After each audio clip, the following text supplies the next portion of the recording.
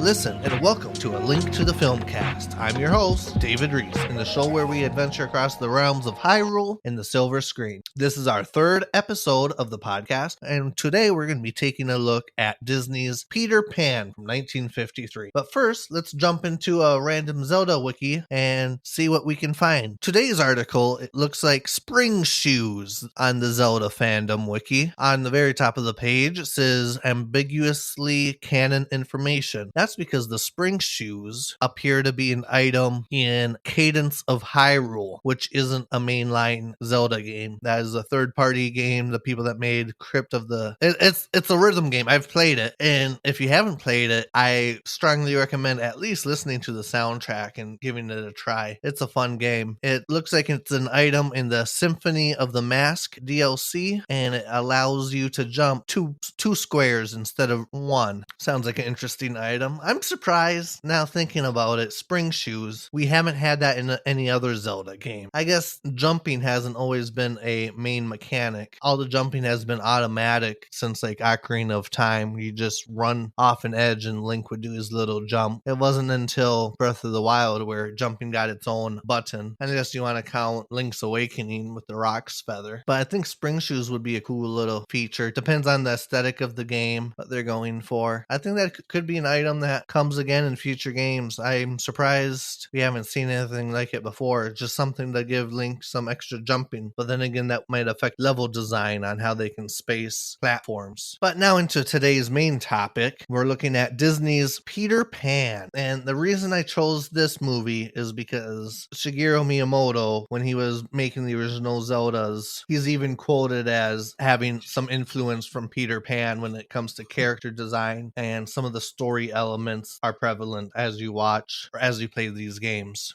Myself with the movie, it was a Disney movie we had in rotation. It was a VHS that we had as a kid. I always thought the pirates were cool. I thought the ability to fly was cool. And like any kid watching a Disney movie, you don't know that it's actually based on a book. Or actually, the original Peter Pan is a play written by J.M. Barrie, which has a character in it. It's a play titled Peter and Wendy. Hence why I think Disney made a movie in the last 10 years called Peter and Wendy. But Peter is referred to as the boy who wouldn't grow up. It was debuted in London back in 1904, and he kept revising the play as it moved on. Even by 1924, Paramount Pictures had the first film adaptation of Peter Pan. Walt Disney had seen the movie and it inspired him to make his own adaptation. He wanted to make the film in 1935, but was stalled until when it actually did come out because of World War II. The government kind of contracted Disney to produce training and war propaganda films during that time. So there was a little hiatus from the filmmaking in order to help the war effort. I didn't know this doing the research. Walt had an older brother, Roy O. Disney, who also helped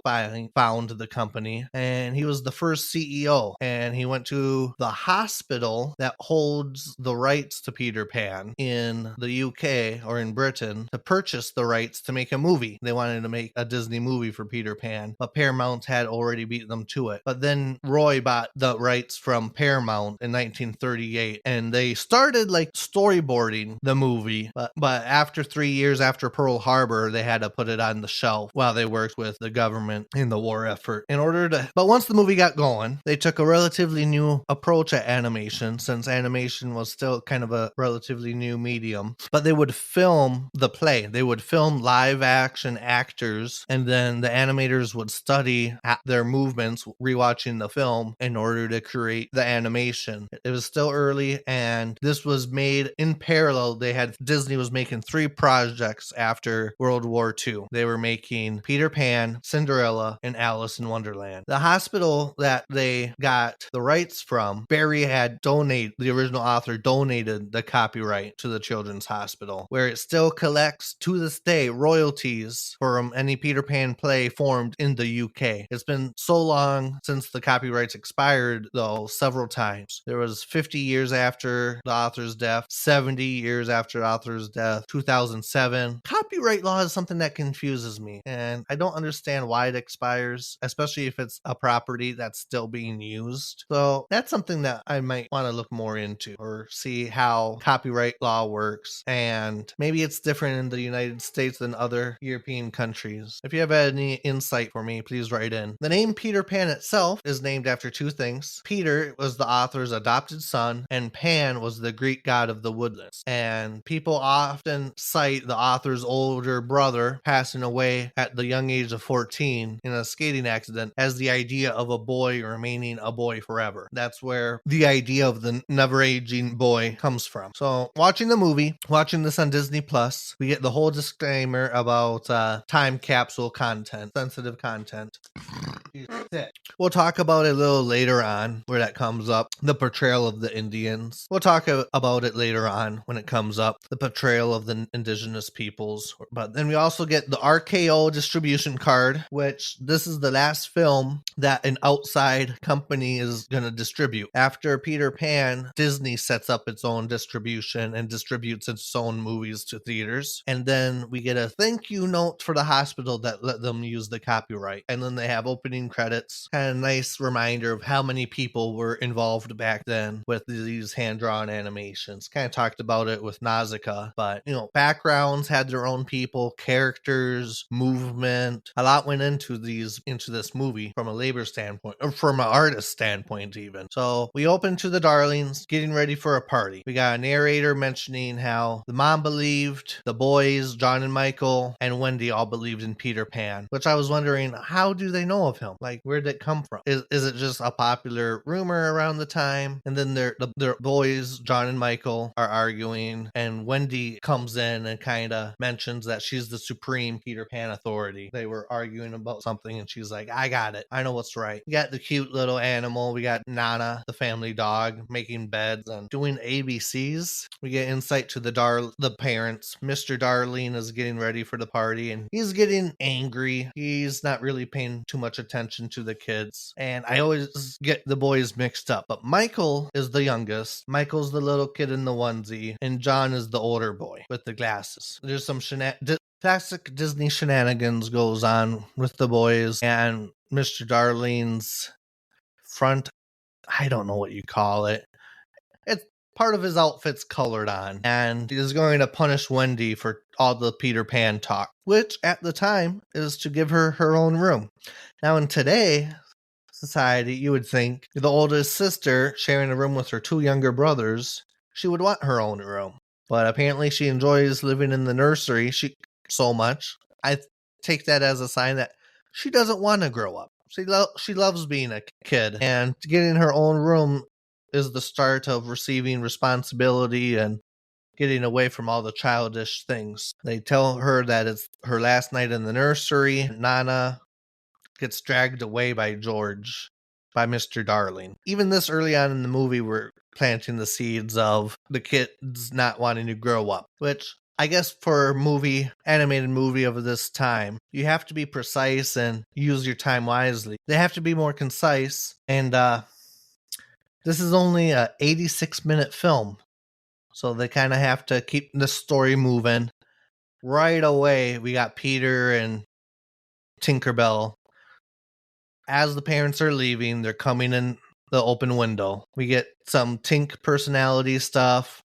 She's checking out the girly stuff, like dancing in the mirror. She's then looking at herself in the mirror and visibly getting self-conscious about her hip size. Apparently, Peter's looking for his shadow. Wendy had captured it. And apparently that's a thing that happens in the play as well. Tinkerbell sees the drawer rattling, and it comes out. And as Peter's wrestling to get it, it wakes up Wendy, and she's like fangirling over him. And then to attach it, he's using soap, of all things, to try to attach something to him. And Wendy busts out the sewing needle. She's like, no. This is how you do it. And this is already like foreshadowing the rest of the movie. Tinkerbell is getting jealous that another girl, Wendy, is giving Peter attention. Her face gets red, and she's trying to bust through the lock, and it's not going well for her. She starts talking to him. Wendy starts talking to Peter as she's sewing him up and telling him stories, and Peter loves stories. He wants to take Wendy to Neverland to meet the Lost Boys because they love stories, and Then the question of what a mother is comes in. And Wendy's like, mother is someone that tells you stories. So Peter's like, can you be our mother? I don't know. Now, I like how that we don't get like an origin story. Like, we're just introduced to Peter and Tinkerbell. We don't know how they met.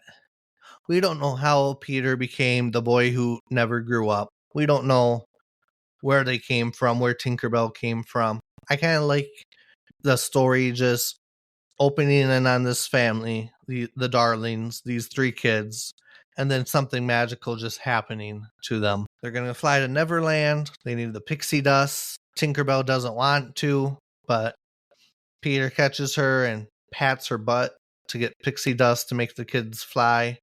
Even Nana wants to fly, but she's tied up, so we get that little comic scene.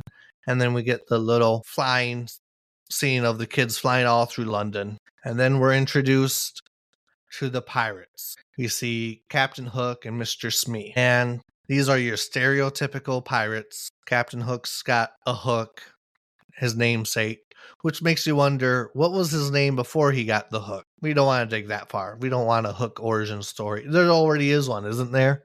There's a Hook movie. There's several other Peter Pan variations out there that I haven't seen all of them. But he's hatching a plan where he's just going to kidnap the chief's daughter because she knows where Peter's Pan's hideout is. We get other like mature items in this sequence that you don't really see in kids' movies anymore. I mean, this movie is over 70 years old. We have old school shaving cream. We got characters smoking. The firearms are super realistic. Like, they're not they're a little cartoony, but they actually work as firearms as well. We get the exposition dump talking about Hook's weakness or his nemesis, the crocodile with the alarm clock. And then the boys come to Neverland. Pirates see them, wants to shoot them down. They split up. Peter takes the distraction so the kids can fly home safe. Tinkerbell's trying to off Wendy. We see how that works. I don't understand why Tinkerbell is jealous, other than the fact she's jealous because Wendy's a girl and Peter's a boy. And that might be all there is to it. We're introduced to the Lost Boys. They're marching. It looks kind of like a Scooby-Doo background, the way it's panning left to right. But I guess that's kind of the technique of the time. Peter kind of reprimands Tinkerbell for trying to off Wendy with the Lost Boys. And then there's this whole side story of the Lost Boys being almost burned at the stake by the indigenous peoples of Neverland. And doing some research, it looks like they were based off of the Aboriginals from Australia and Native Americans. There's an interesting article about it. I'm going to link to it in the show notes from the Smithsonian Magazine, an article that talks about that history of the Peter Pan's portrayal of the indigenous peoples and how you couldn't do that today, how it's a product of its time. That's the way people thought back then. Super stereotypical. I don't want to go into details about them. I don't want to perpetuate it. So we'll just kind of gloss past that. Mermaids are jerks. We get that. They're trying to drown her. Then we get kind of like the first major like conflict or set piece. This is a climax movie. So the first climax is the fight with Peter and Hook while they're trying to rescue Tiger Lily, the princess. And we got that crocodile and they fly off. And I kind of see that as like the first climax. Because then we get kind of a happy period. So we built up, okay, we're in Neverland. There's these nasty pirates. They did a nasty thing of kidnapping. And now we get some resolution on that. But the movie's not over. The movie's not over. And now we're going into the second half of the movie, which focuses on Hook devising a plan to find another plan to find the Lost Boys hideout. I understand Peter took his hand, but you would think you would want to just let it go. Gotta keep the plot moving forward. He's even playing a harpsichord with his hook. He's got a case of hooks. It looks like there's even like a crab cracker there. Watching this movie as an adult, I'm catching so many things. The pirates talk about cutting throats after Hook and Smee return from their loss. And then there's the rumor around that Tink's been banished. So Hook has Smee go get Tinkerbell. Tinkerbell is persuaded to help Hook find the base. Tinkerbell points to the Hangman's Tree on the map, and then Hook, immediately betrays her and locks her up. We get the pirate ambush. The pirates take the boys to join the pirates, or they have to walk the plank. We get some dancing, which isn't new for Disney. I mean, Pirates of the Caribbean with the singing and dancing pirates, the ride, and then the movies they made from it. I guess that was a core even Walt had way back in the early days of the company. We get some bad guy syndrome in the sense where Hook can't just time the bomb appropriately and off Peter. He has to make it 6 p.m. and put it in a box and give him a little note. That's classic, I don't know, bad guy syndrome. He's got the theatrics for that. I don't know. It's just a way a writer can easily write in a way for the hero to escape just by making some artificial timeline. And then and then Peter comes to save the kids. Tink comes to warn him just in time, and he gets out. And we got the pirates versus the kids and Peter versus Hook. And they start calling Hook a codfish when he gets all tied up and loses. Hook is defeated at the end of the second climax, which is really the movie's main climax. We get the happy ending. Tinkerbell sprinkles the ship with her pixie dust, and the kids fly home. The Lost Boys went back to Neverland, where, since they're not ready to grow up, I've seen some versions of the play where the Lost Boys go to London, where they're ready to grow up. Even in an epilogue, Wendy marries one of the Lost Boys. They don't say which one. And then we kind of get the deja vu from George Darling saying that he feels like he's seen the ship before, which kind of ties into the opening narration. So you're led to believe George must have met Peter Pan as a kid, and he's grown up, so he's forgotten about it, which would make sense on how the Darling family knew about Peter Pan. Did George tell Wendy about it when she was a little girl and he forgot as the knowledge was passed down? I don't know. There's something special about being a kid, and the idea of not wanting to grow up can resonate with everyone, I believe. And that resonates in Zelda too. So let's talk about some of the things that overlap with this and Zelda. Obviously, let's talk about the kids that never grow up. We got Ocarina of Time. We got the Kokiri. We got the kids in the Lost Woods, or in the Kokiri Forest, living with the great Deku Tree. And they don't grow up. They're kids forever. And even if people wander into the Kokiri Forest, they don't stop aging. They turn into Dekus, which is a little interesting take. Obviously, the character design for Link, especially like Ocarina of Time Link, is the clad green garments, the fairy, the fact there's a Tinkerbell and Peter Pan, and we get a Navi in Ocarina of Time. Super on the nose.